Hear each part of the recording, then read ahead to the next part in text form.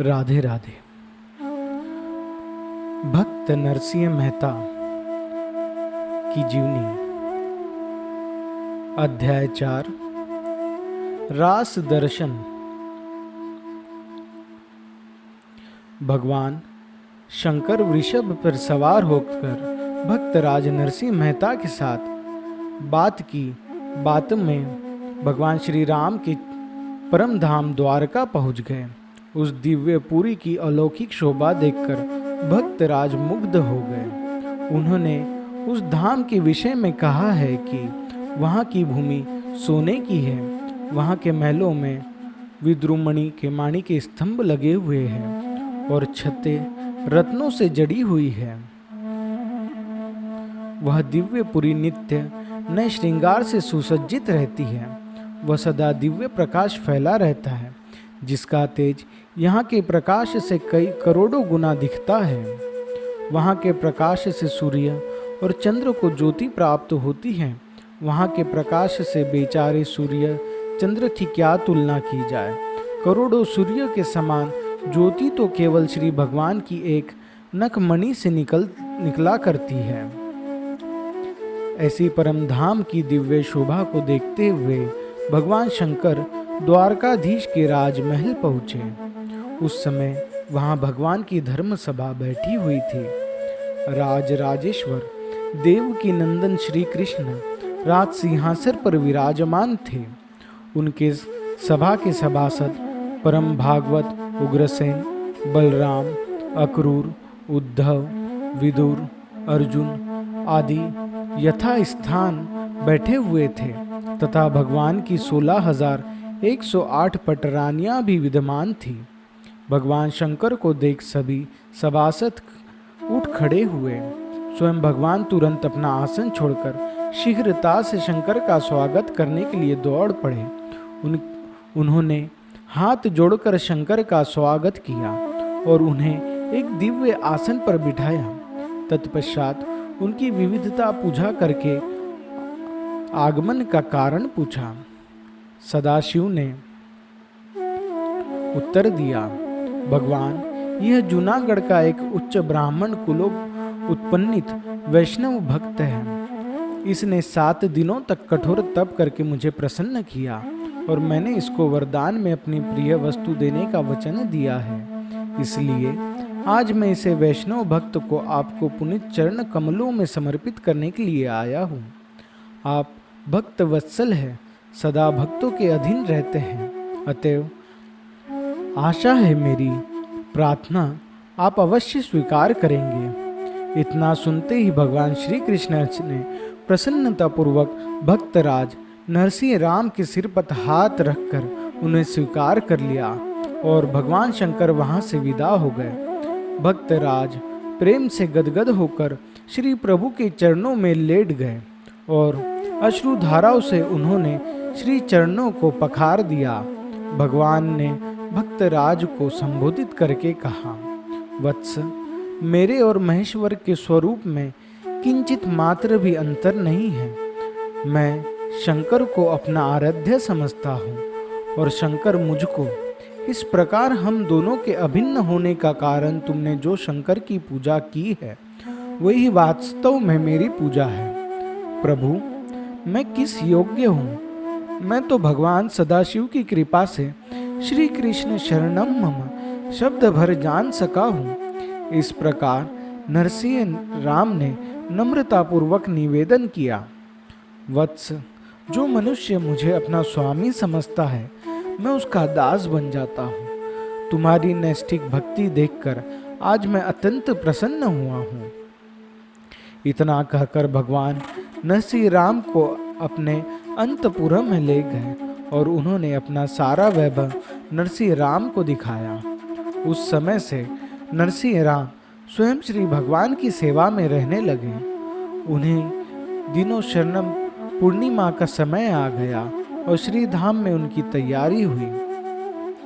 तत्काल वृंदावन की तरह सुरमय रास मंडल तैयार हो गया और 16 सहस्त्र गोपियां और इतने ही भगवान के स्वरूप प्रकट हो गए।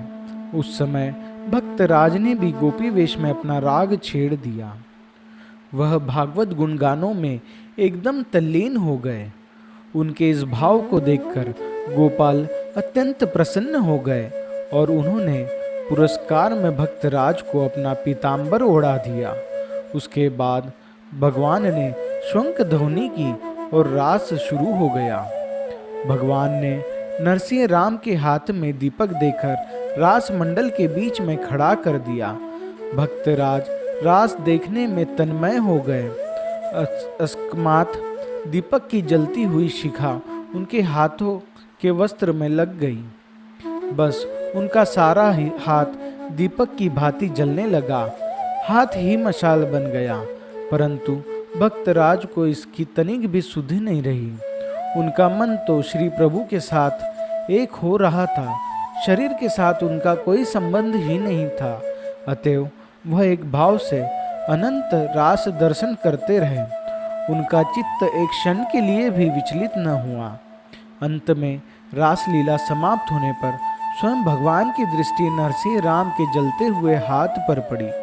तुरंत उन्होंने आगे बढ़कर हाथ की आग को बुझा दिया और प्रेम से हाथ फहराकर उसकी सारी पीड़ा दूर कर दी। भक्तराज की इस तन्मयता को देखकर रुक्मणी और आदि महादेवियों को बड़ा आश्चर्य हुआ। माता रुक्मिणी ने तो प्रसन्न होकर अपना हार ही उतारकर भक्तराज को पहना दिया। भगवान ने भी भक्तराज की भूरी भूरी प्रसन्नता की और भक्त नरसिंह को मेरे समान जानो, ऐसा कहकर उन्होंने अत्यंत सम्मान प्रदान किया। इस प्रकार आनंद उत्सव, भागवत दर्शन और भगवान सेवा में नरसिंह राम को प्राय 1 मास बीत गया, परंतु उन्हें यह समय एक निमेष अधिक भी न मालूम हुआ।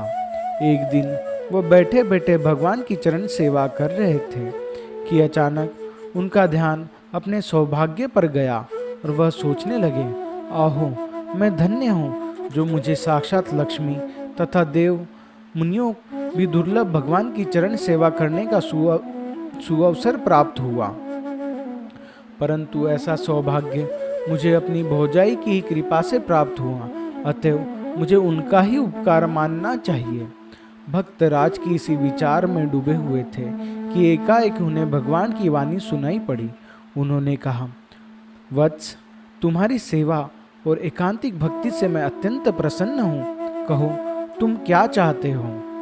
नरसिंह राम ने निवेदन किया, भगवान, यदि दास की धृष्टता ना समझी जाए तो इससे पहले मेरा एक प्रश्न है।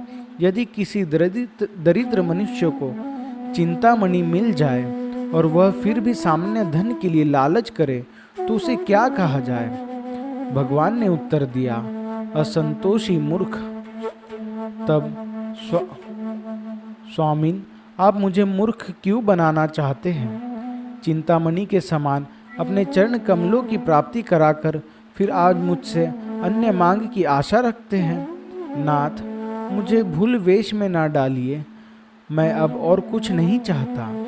मैं अब सदा आपके चरण सेवा में ही रहना चाहता हूँ। नरसिंह राम ने नम्रता पूर्वक कहा, वत्स, तुम्हारी निष्ठा धन्य है, परंतु जगत में प्रत्येक गृहस्थ के ऊपर 3 प्रकार के ऋण होते हैं। पहला ऋण है स्त्री पुत्रादि का, दूसरा पितरों का और तीसरा देवों का। मनुष्य गृहस्थ आश्रम को स्वीकार करके जब तक उन ऋणों से मुक्त नहीं हो जाता तब तक उसे पूर्ण जन्म धारण करना पड़ता है। अंततः मेरी आज्ञा से मृत्युलोक में जाकर तुम इन तीनों ऋणों से मुक्त हो जाओ। भगवान ने कहा। नरसिंह यह सुनकर बड़ा दुख हुआ। भगवान से अलग होने उनके लिए असहनीय था। अंततः सजल नेत्रों से कहा, प्रभु, आपके चरणों की धूल प्राप्ति होने पर भी क्या कोई ऋण शेष रहता है? नाथ, ऐसी आज्ञा देकर आप पुनः मुझे इस संसार में ना फंसाइए। मैं संसार से त्रसित होकर आपके चरणों में आया हूँ। आपके चरणों से विमुख होकर मैं पुनः संसार के व्यवहारिक कार्यों में नहीं फंसूंगा। भगवान ने कहा, भक्तराज, सत्य है, मेरी शरण प्राप्त होने पर जीव तमाम ऋण बंधनों से मुक्त हो जाता है। तुम भी अपने ऊपर से कोई ऋण ना समझो, पर लोक संग्रह के लिए तुम ऋणों से मुक्त होना ही चाहिए।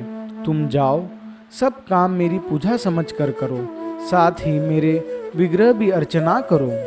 तुम्हारे जैसा एकांतिक भक्त के लिए यद्यपि मूर्ति पूजा अनिवार्य नहीं है, फिर भी मैं तुम्हें ध्यान पूजा करने के लिए अपनी प्रतिमा देता हूँ। इस प्रतिमा की पूजा अर्चना करने और ध्यान करने से तुम्हारी भक्ति और भी दृढ़ हो जाएगी।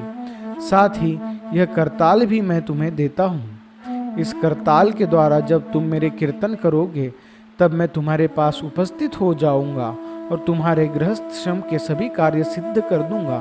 मेरा यह प्रण है। जो अनन्य भाव से मुझ में स्थित भक्त मुझे परमेश्वर को निरंतर चिंतन करते हुए निष्काम भाव से भजते हैं, उन नित्य एक ही भाव से मुझ में स्थित पुरुषों का योग क्षेम में स्वयं वहन करता हूँ। जो मनुष्य मेरे इस प्राण को स्मरण रखकर तदानुकूल आचरण करते हैं, वह गृहस्थ आश्रमी होने पर भी कभी दुर्गति को नहीं प्राप्त होते। अतः तुम जूनागढ़ में जाकर अनन्य भाव से मेरी भक्ति करो। भगवान के इस प्रकार आश्वासन देने पर नरसिंह राम जी राजी हो गए। भगवान ने उन्हें अपनी प्रतिमा और करताल सौंप दी एवं पीतांबर और मयूर पूछ का मुकुट पहना दिया। नरसिंह राम ने भगवान के चरणों पर गिर गिर कर बारंबार प्रणाम किया और फिर भगवती प्रेरणा से तुरंत जूनागढ़ पहुँचे। राधे राधे। जय श्री राधे।